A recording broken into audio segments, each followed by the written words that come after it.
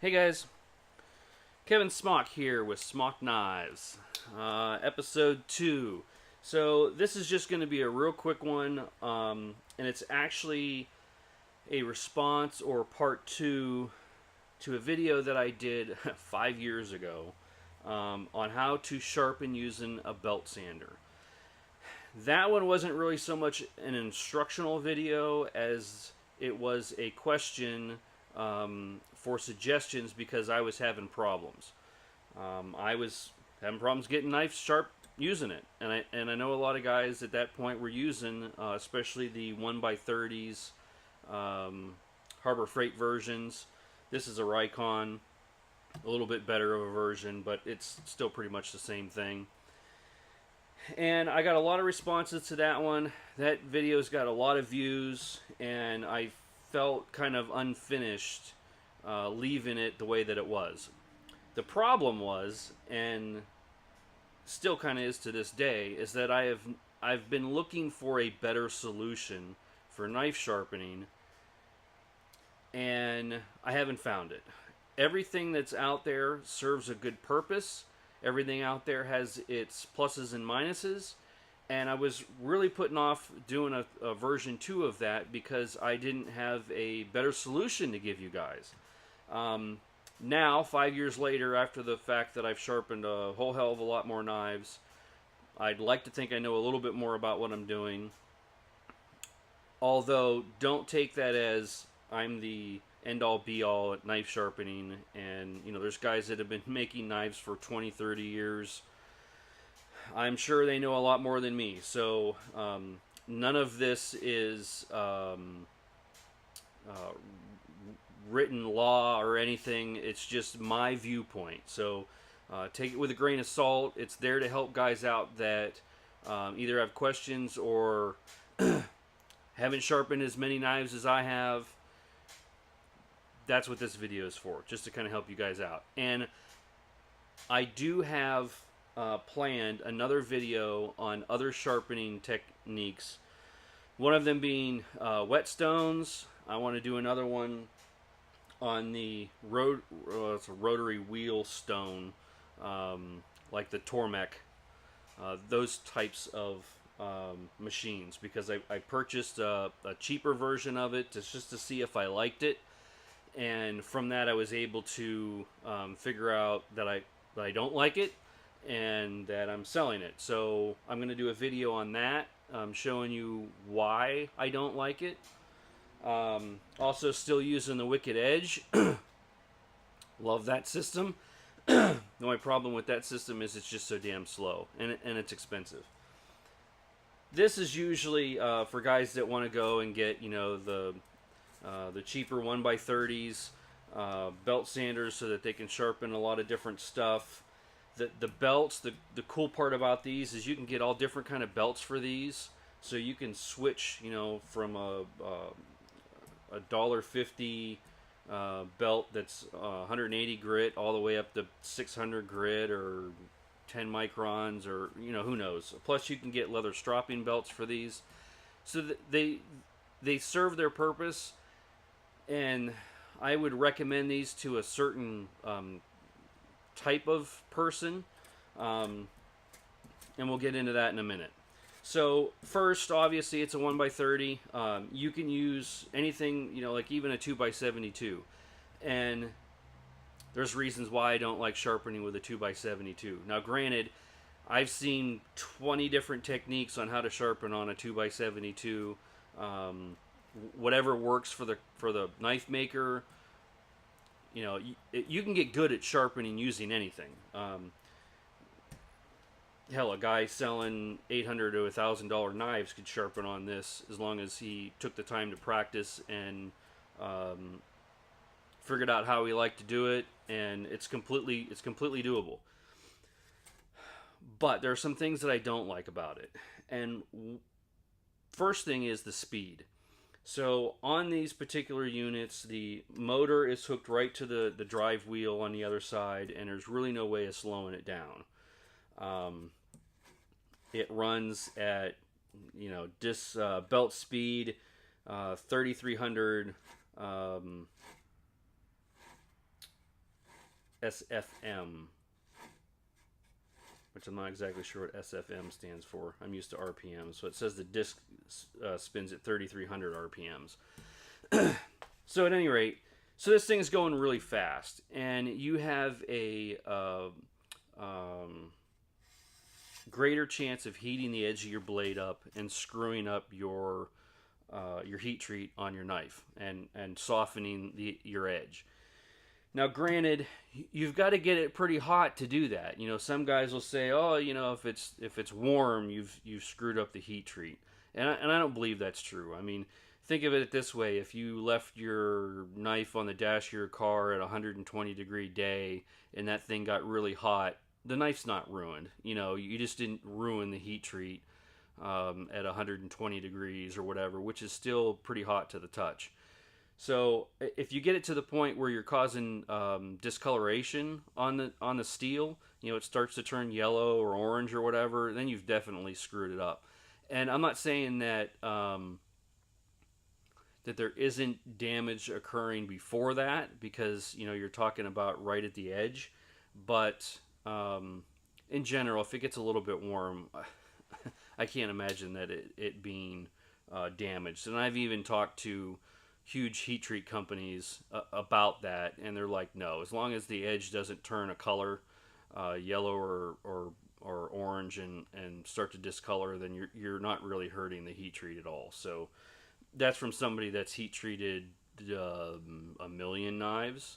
So I'm just taking his word for it, because I haven't heat treated a million knives or sharpened a million either. So, but at any rate, so the speed, that's one issue. It's going really fast.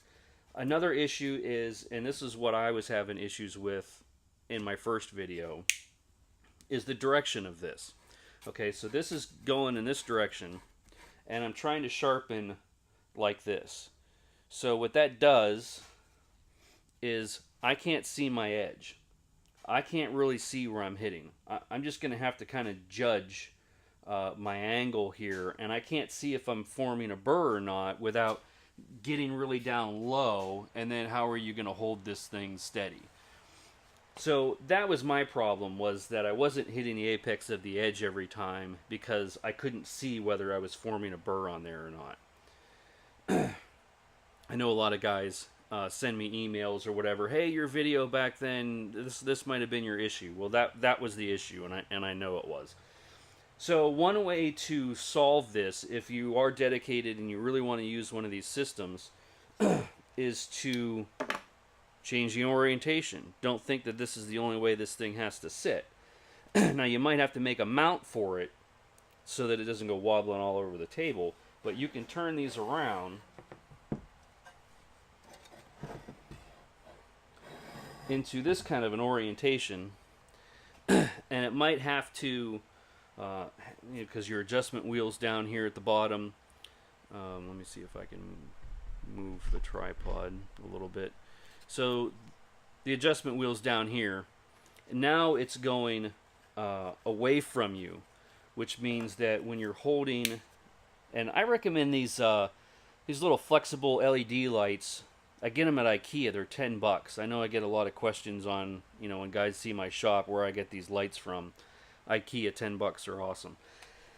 Anyhow, so now you can hold the knife. Sorry, I know the lighting is throwing it off a little bit. You can hold it this way, and the belt's now going away from you, and you can shine a light down on it, and you can see when you're forming a burr. So you know when you're hitting the apex of the edge.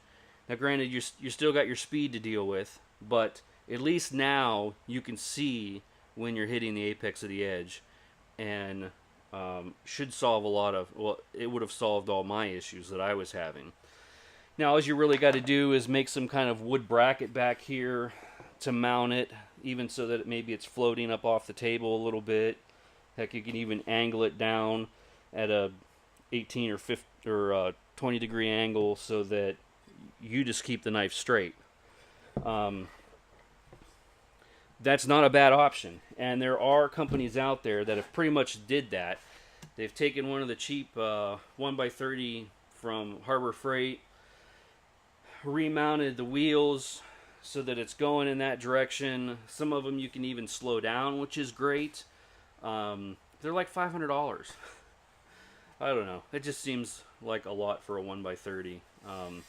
And I actually purchased got it out of the local paper here, a bell saw, a 1x, it's adjustable, 42 or 44 inch bell saw. They're old, made in like 50s and 60s, and you can usually get them for cheap. I mean, I've seen them for 25 bucks. If you go on eBay, they want like 200, but if you look in your local area, it's to somebody that just wants to get rid of it, you can get one cheap. And that's actually what my next sharpening project is that I'm going to try and get that bell saw to fit my needs a little bit better, but it's still using a belt, so it'll be using like a 1x42. The benefits to it is that the motor is not attached to the drive wheel. It's hooked up with pulleys, so that means that I can slow the speed down by putting different size pulleys on it. And also the motor is, like I said, detached, which means that I'm going to flip it from one side to the other side, which will reverse the direction of the belt.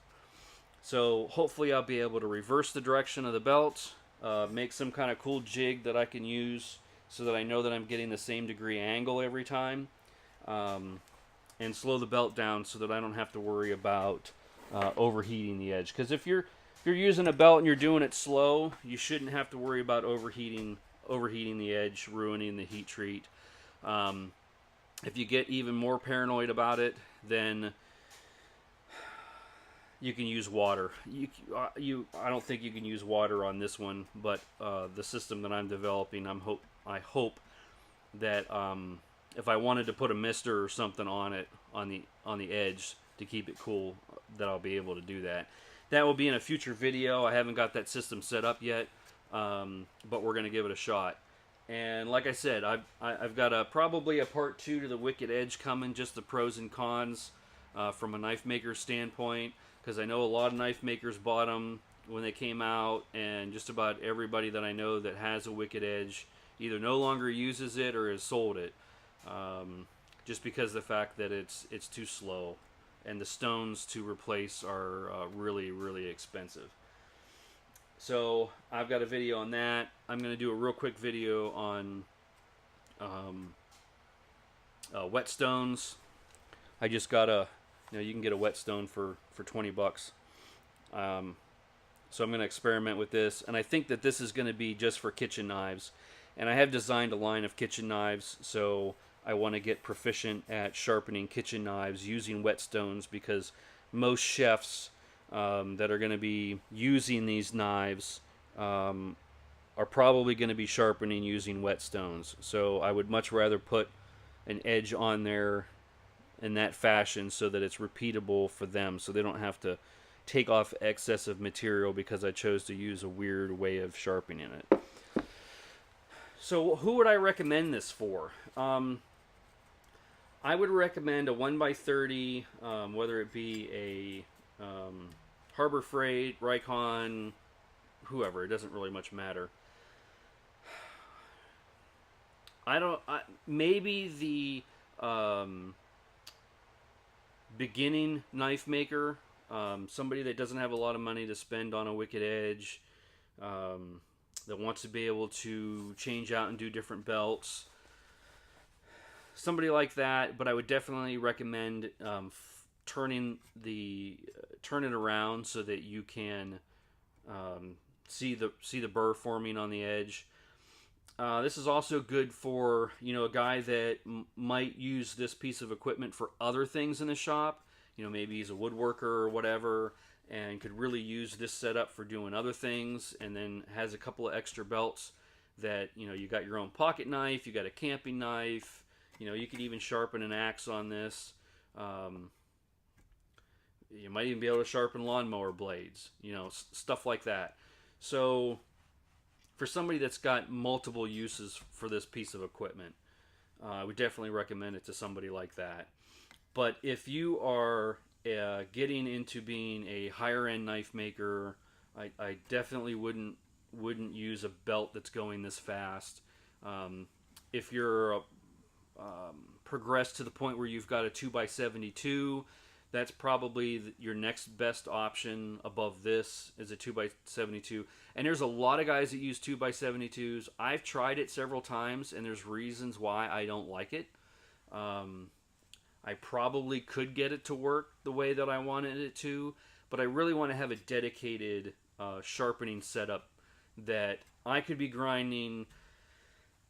I gotta have the machine set up for grinding a certain type of knife, and say I've got to grind 20 of them or whatever. I don't have to change the setup on my 2x72. I've got a separate unit that I can just come over to and I can sharpen, and it stays set up for just sharpening. That's kind of what I want. Now, I know the 2x72 can do it. And the 2x72, again, with being a belt that you're using a 2-inch, you got to watch using flex belts and that kind of stuff, because you can round corners off. You can round the inside corner off. In here, I've seen a lot of really good knife makers not have very nice sharpening because they've rounded the tip off or rounded off in here. Or this side is at 15 degrees and this side is at 25 degrees because they were doing it by hand. I've seen a lot of that, and no knock on anybody that does, but I don't want to be one of those guys. And it's just I'm just trying to do everything as symmetrical as I possibly can. So yeah, so that's who I would recommend this for. Again, this is just kind of a response from the other video that I did 5 years ago.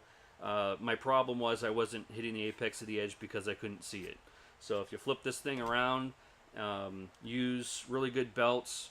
You can sharpen, you can do whatever you want to do on it. I just, again, I would personally prefer something that didn't go this fast, that was going in the opposite direction, and that at 1x30, you'll wear belts out pretty quick. So the 1x42 is a better size because you can get a little bit more use out of the belt. And that's really about it, guys. Like I said, I've got other videos coming. I just wanted to do a response to that video that was 5 years ago. And if you got any questions or whatnot, feel free to leave comments down below. And I had some pretty nasty comments on the first one, just because it was kind of a question thing, and guys wouldn't watch the whole video. You get 2 minutes into it and start leaving nasty comments. If that's what you want to do, then just consider yourself blocked, because I don't got time for that crap. So be respectful, ask questions. If you got suggestions, better ways of doing things, I'm always looking at better ways of doing things. So by all means, let me know. And hopefully you guys have a good holidays that are coming up. And talk to you guys later. Thanks.